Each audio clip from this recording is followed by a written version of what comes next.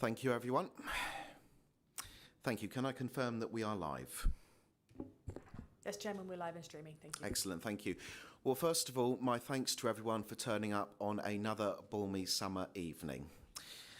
Let's just get straight into things. I would obviously like to thank all councillors present for being on this committee. We cover some very important topics. I would first like to start proceedings by reminding everyone that this meeting is being recorded and live streamed on YouTube, so members of the public are able to follow the proceedings. Before we start the meeting, I would like to explain for the benefit of members of the public who may be watching that today's meeting is being held both over Teams and with councillors present in the Times Square offices. Only committee members who are physically present in the meeting will be able to vote on any items. Committee members joining via Teams can participate in the debate but not vote. Now that we've got that important bit of housekeeping out of the way, I would first like to open this meeting by asking the officers present to introduce themselves for the benefit of the new councillors here. So I would like to start with Donald. Good evening. I'm Donald Adams. I'm legal advisor to the committee this evening. Good evening, everyone. I'm Lizzie Rich. I'm the clerk to Licensing and Safety Committee. Yep. Good evening, members. Damien James, Assistant Director for Contract Services, and part of my remit involves public protection, which involves licensing. Thank you. Good evening, members. My name is Moira Fraser and I work in the Public Protection Partnership and I'm one of the policy officers. Good evening, members. My name is Julia O'Brien. I'm the licensing manager. Good evening, members. My name is Amanda. I'm one of the lead licensing officers within the service. And I believe that we have an officer online as well.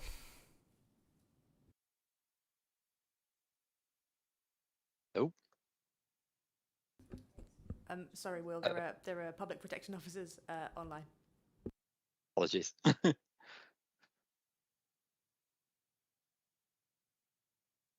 Sorry, my name is Vicky Rosen. I'm lead applications officer.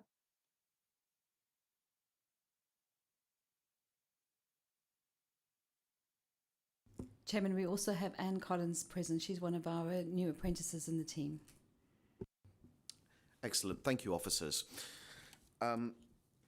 Before we get started in the formal business, I would like to take a moment to express, on behalf of all committee members present, I'm sure, and the licensing team, our sincere condolences to the family and friends of Kim Wickens, who was one of our local taxi drivers who sadly passed away on the 28th of April 2023.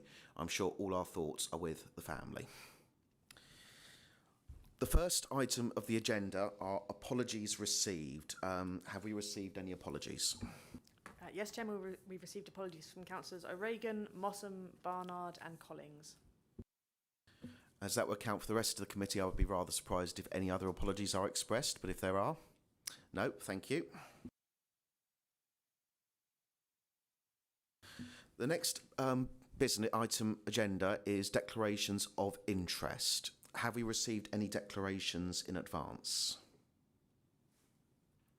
Oh, sorry, not from me, no. Would anyone like to declare an interest at this stage?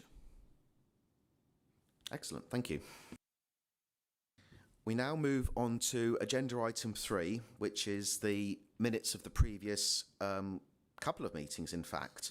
We have meetings from minutes even from February 2nd, and we have minutes from the 24th of May. May I first ask if someone would propose the minutes of the February 2nd meeting as a correct record? I will go with Councillor Allen. Yes, I would like to propose the minutes of the Licensing and Safety Committee held on the 2nd of February would be recorded as a true record. Thank you, Councillor Allen. Do I have a second? Councillor Gore? Thank you. I take it that we're all in agreement. Thank you. Those are approved as a correct record. We now move on to the minutes of the annual meeting of the Licensing and Safety Committee held on the 24th of May 2023. I am content to propose those as a correct record. Do I have a second?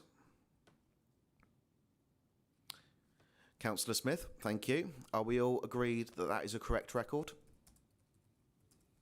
Thank you. We're all agreed. Those are approved. We seem to have a matter arising. Who would be speaking on that? I wasn't at the meeting. Yep, thank you. Chairman, so one of the actions in the minutes is that we would be bringing back the licensing policy to the October meeting. I think that's the only other outstanding action in the minutes. Thank you, Moira. Item 4, any urgent items of business? Have you received any? None notified, Chair. Thank you very much. Item 5, notice of public speaking. Have we received any indications that anyone would like to speak today?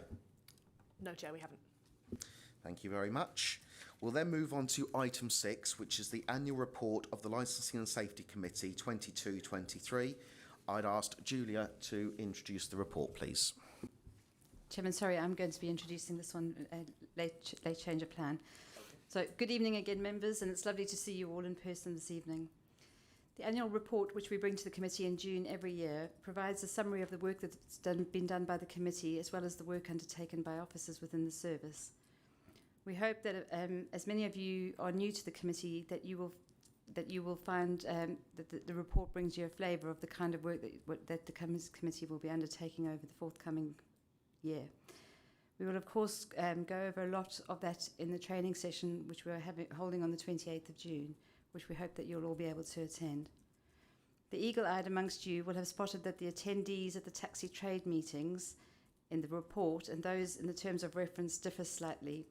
What we are proposing to do is to align the terms of reference with the current practice, so the people that are actually attending. So if the members are content to do that, that's what we propose to do.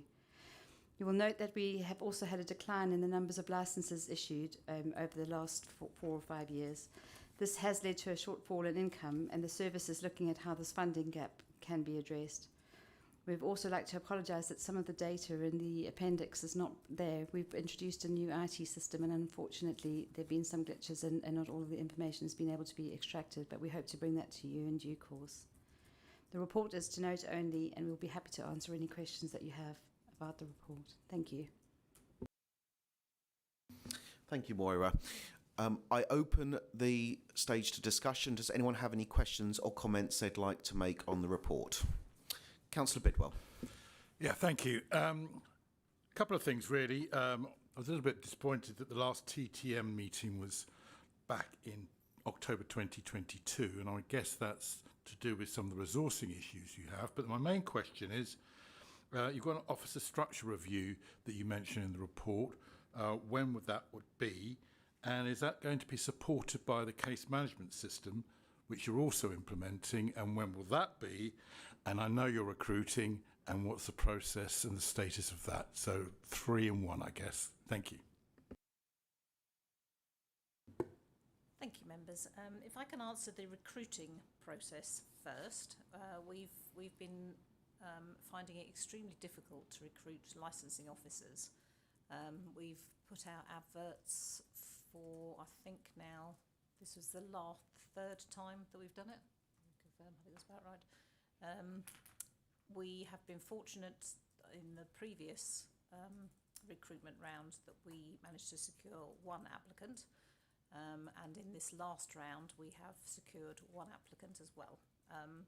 However, there have been slight issues with the starting of the previous applicant due to personal reasons. So we will be putting another round of advertising out for licensing officers. So that's where we are with that. So it's perhaps I can say slow progress, but there is light at the end of the tunnel, she says, keeping her fingers crossed. And I'll pass to Moira or Damien for the other answers. So in terms of the restructure, that is ongoing at the moment, and yes, it is aligned to the case management system that we're introducing, because part of that has got a front-facing portal element to it, and we would hope that that would be able to people more of a self-help service where people will be able to input applications directly onto the system, which will reduce the need, obviously, around staffing. And it will also send out automatic notifications and renewals. So we're hoping that will happen soon. We're about 90% of the way there with the implementation. There's just certain elements, and the front-facing portal is one of the last parts of the system to be introduced.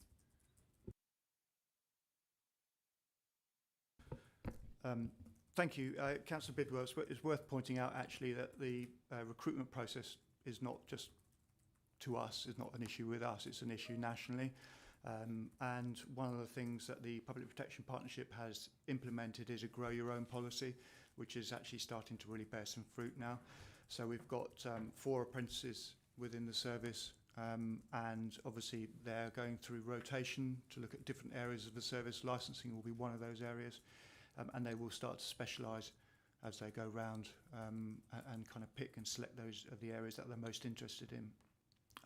We will continue with that process to make sure we fill the gaps where we can, but it is proving quite challenging. As you can imagine, we're trying to, particularly as we come up to the end of the university year, pick people off who might be interested in working with us at that stage. But yeah, we will do everything we can to make sure we've got no vacancies. Thank you, officers. Are there any other questions or comments? Councillor Frost. Thank you. On the 5.4, where you've talked about the streamlining the service and merging the applications with the licensing operations, apologies if the answer is included elsewhere in the report, but is there a mechanism for monitoring or reviewing the effectiveness of merging them, or in at some point in the future, or has it mainly come about kind of as a reaction to the recruitment challenges that have arisen for staff? The history behind this is that the applications team and the licensing enforcement officers were all part of one team, but then in the restructure a few years ago they were separated, and it was felt that that actually didn't work very well because the officers didn't know where things were in terms of the applications, and vice versa. The applications weren't supported by the officers knowing what's going on the ground. So that has come back in-house now, and that's been so for the last year or so.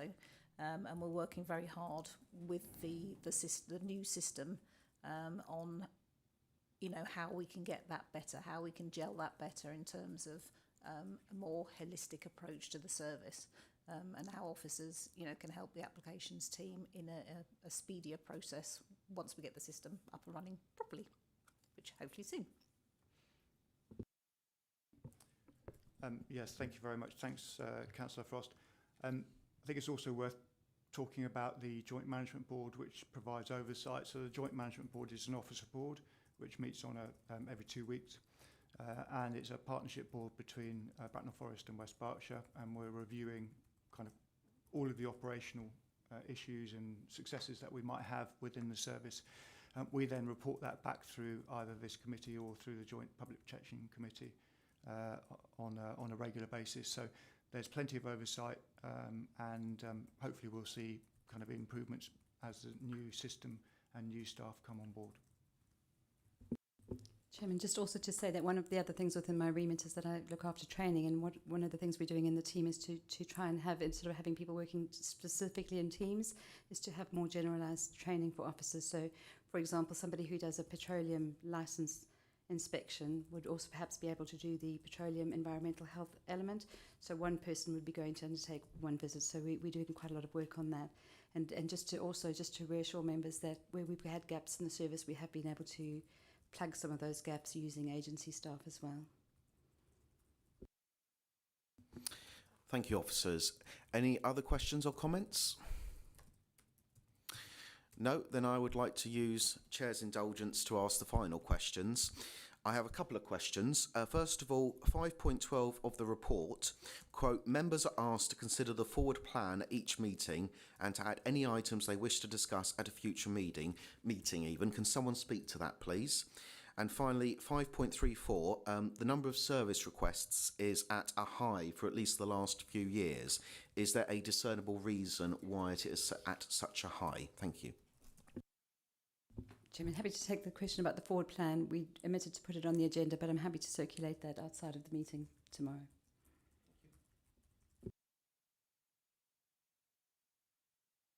I'll pick up on the service requests. I mean, it's, I suppose in a way we still haven't recovered from COVID. So we had a significant amount of service requests during COVID period, particularly as people were at home. a lot of requests around noise and understanding neighbours and neighbour disputes.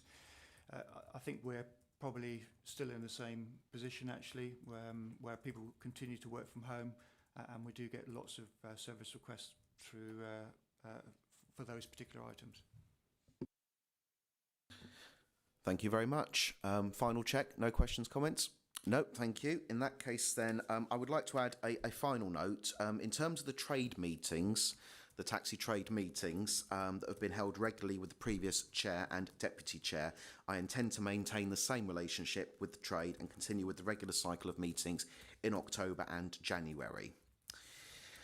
I would like to move the recommendations that are written out on section 2 of the report, which I remind is notes the contents of this report, including the work of the Licensing and Safety Committee and service-related activity for 22/23, and notes the funding gap and the work that is being done to mitigate this loss of income.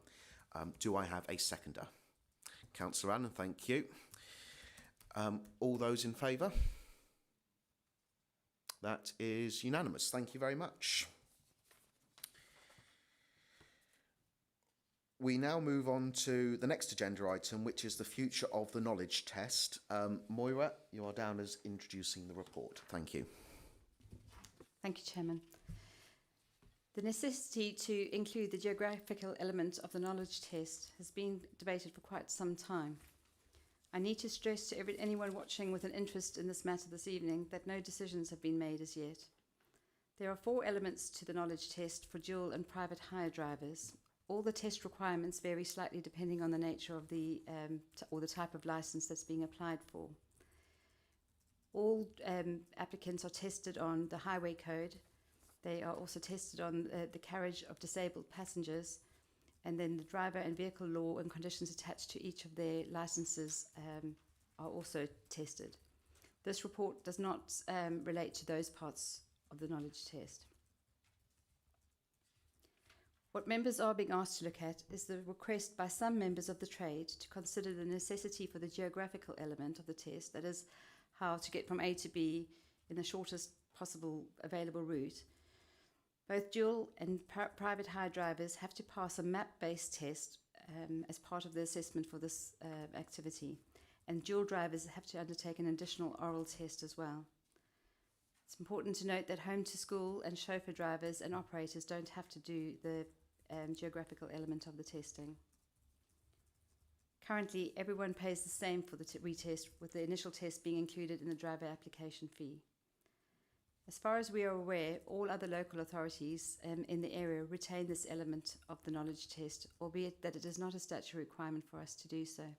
I'd like to defer to Donald just to set out some of the legal implications of the testing. Thank you. As just been stated, it's not a legal requirement to have that geographical part of the knowledge test, or indeed any knowledge test. The Governing Act for the licensing of private hire vehicles and drivers and hackney carriage licences is the Local Government Miscellaneous Provisions Act 1976. Specifically, sections 51 and 59 of that Act set out that a licensing authority must not grant a licence to such persons unless the licensing authority is satisfied that such applicant is a fit and proper person to hold such licence. In accordance with guidance and by way of update in terms of modern parlance, it's been accepted that that term effectively means that you need to be satisfied that a person is safe and suitable to hold such a licence. Now, as I said, it's not a requirement, a statutory requirement under the Act that there is that knowledge test and that geographical test, but this council has currently adopted that as one of its conditions for helping satisfy itself that such applicants are fit and proper persons to hold such a licence. So you're being asked today to consider that condition, which is currently within our policy and our guidance notes, and to make a decision based on the the options that are set out in the report. So either keep, dispense with, or put the matter out for consultation on the issue. It's clear from the articles in the media ahead of this meeting and our own discussions with the trade that opinions on this matter are divided. Some members of the trade feel that the onset of satellite navigation means that this part of the test is no longer needed. They are concerned about cost and that it can take longer for a driver to become fully licensed if they do not pass this element of the test on the first occasion.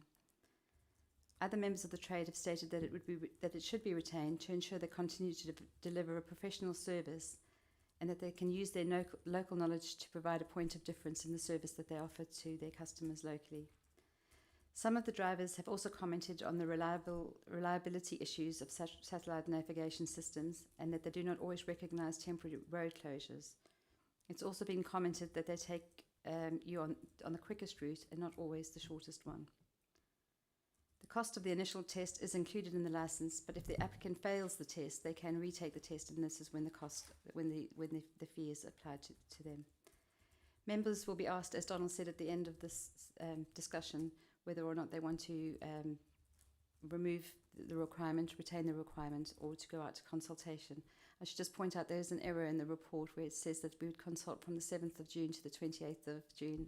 That would be retrospectively, obviously, so that should have read 7th of July and 28th of July, and I can only apologise for that. Clearly, also, if members can choose to go with none of those options, and you may decide on another route as well.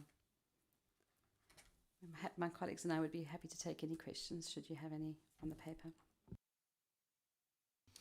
Thank you, Maura. Before I open this discussion up, I would clarify that we have 3 options before us on the report. The first option is to remove the geographical aspect of the test and amend the relevant conditions and policy to support this decision. Second option is to retain the geographical aspect of the test, and the third option is agree to consult on any changes and determine the matter at the October 2023 meeting. That clarification being said, I now open up this subject for discussion. Any comments or questions? Councillor Bidwell. Yeah, this is quite a difficult one, really. On the one hand, there is unfair competition with the rise of Uber cabs not having to go through this knowledge test. Initially, I would have thought that would be the way that we should go, but in the interests of democracy, I think it's only fair that we would go out to consultation and see what the response is like so we can make a more equitable decision. Thank you, Councillor Bidwell. Councillor Smith. First point, just to agree with Paul, really, I think that it seems a bit of a no-brainer to go for the consultation. I guess the only question I'd have with that is what are there costs involved in that? No costs involved in that, perfect. So, I mean, that seems to me to be... Yes, I'll ask Damien to give a formal response. Yeah. Continue with your question, Councillor Smith. Yes, that was my first question. My only other question was you mentioned other regional local authorities have not chosen to omit the test. Are there authorities sort of more broadly who have, and is there any evidence as to the long-term impact if they've done so? Thank you. Yeah, if I can just respond on the consultation cost. We have a consultation electronic portal, effectively, where we carry out all the council consultations on our website, and that's we pay for it as a package, if you like. So there's no additional cost for this consultation. I'm happy to defer to my learned licensing colleagues, but I'm not aware. I have not come across, when I've been looking up information on this, I'm not aware of anybody that has omitted the knowledge test. I know there's been a lot of discussion about it in London, but in London it can take up to 3 years for the cab drivers to be qualified as a cab driver, and I know there's a lot of resistance there from the trade actually to remove it as well.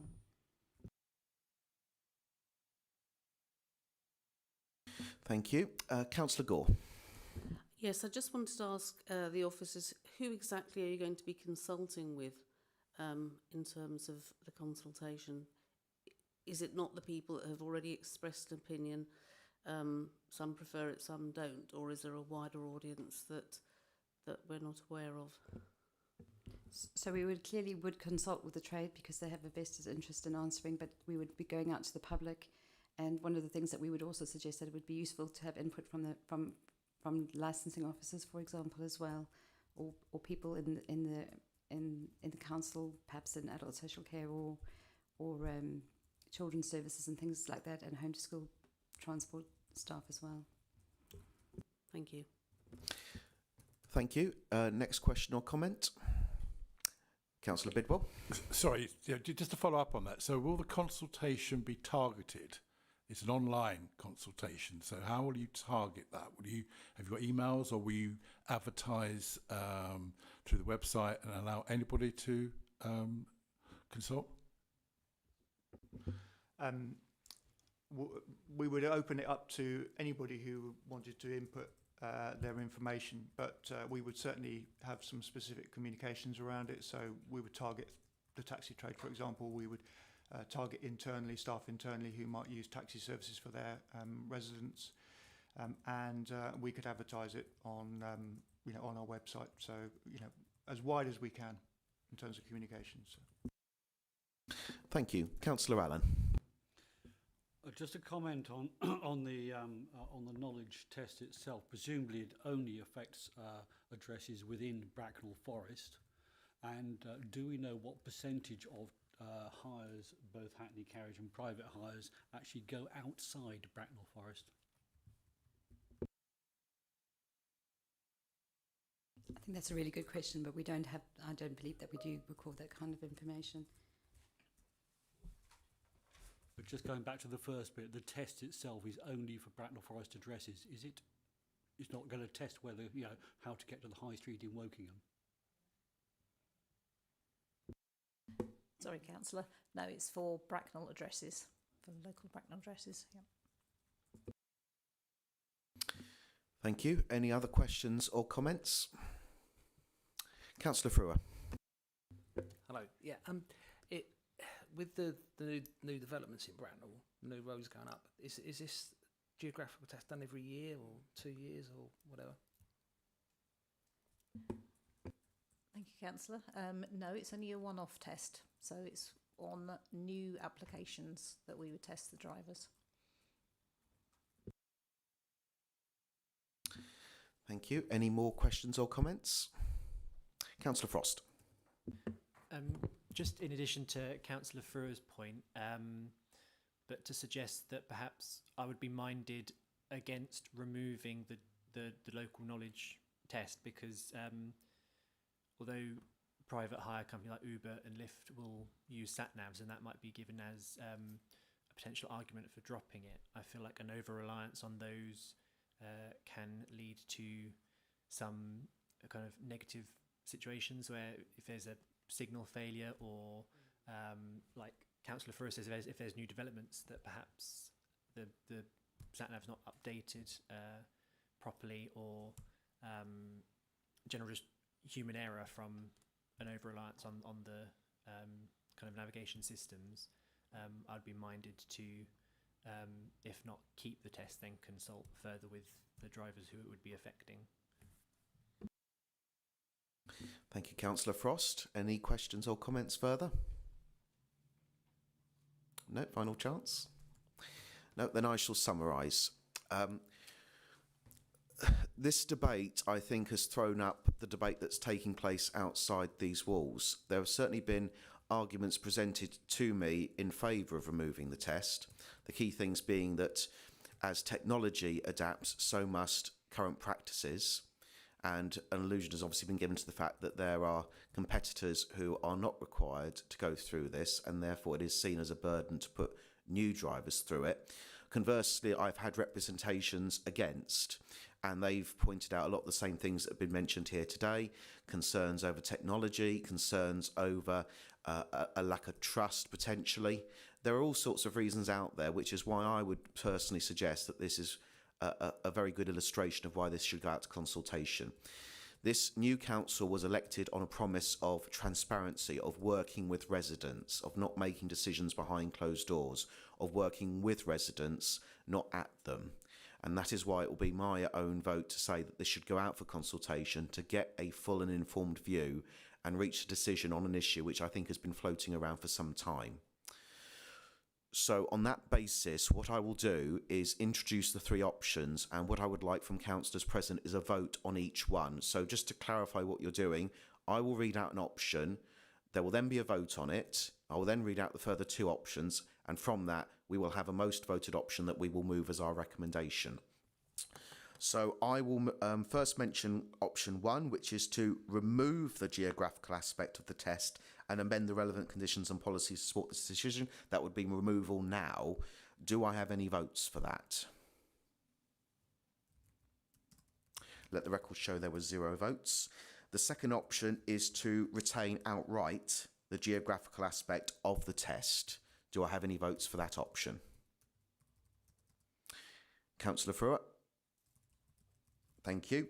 And the third option is to agree to consult on any changes and determine the matter at the October 23 meeting. Do I have any votes for that option? Thank you. Is that recorded? Thank you. In that case, then, with 8 votes, option 3 is agreed as the recommendation to put forward.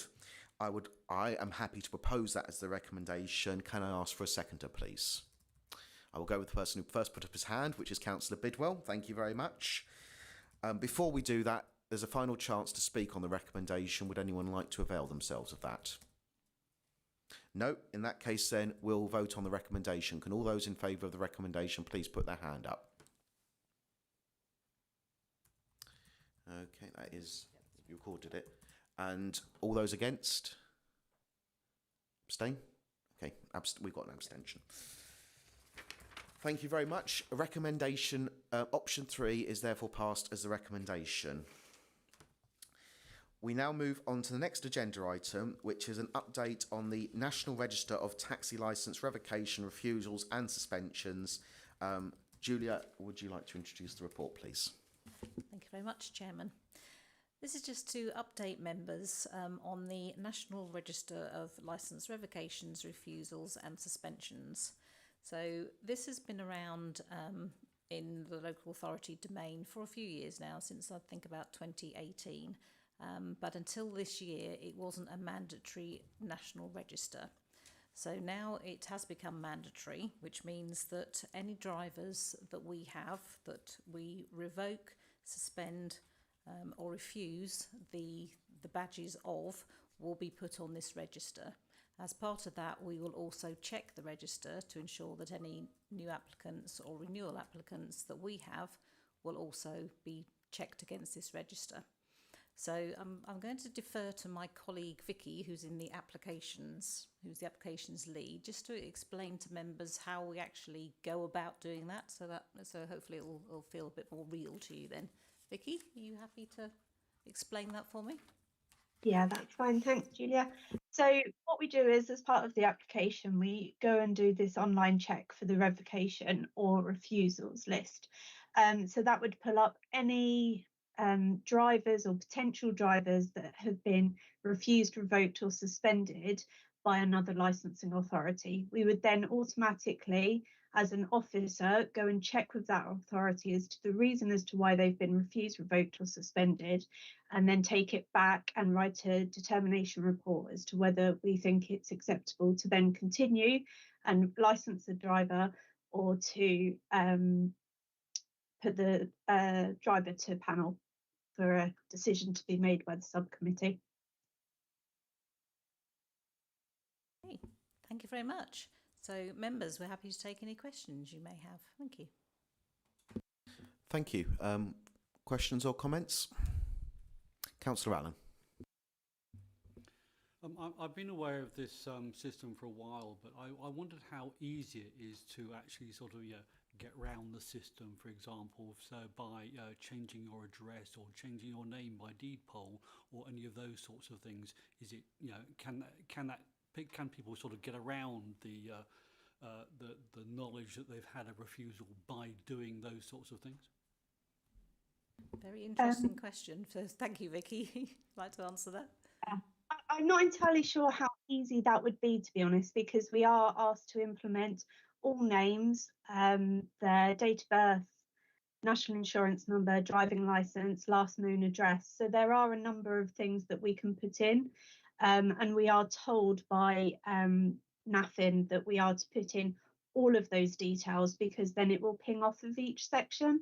I have heard of councils where they haven't done that, and they haven't then found someone that is on the refusals register.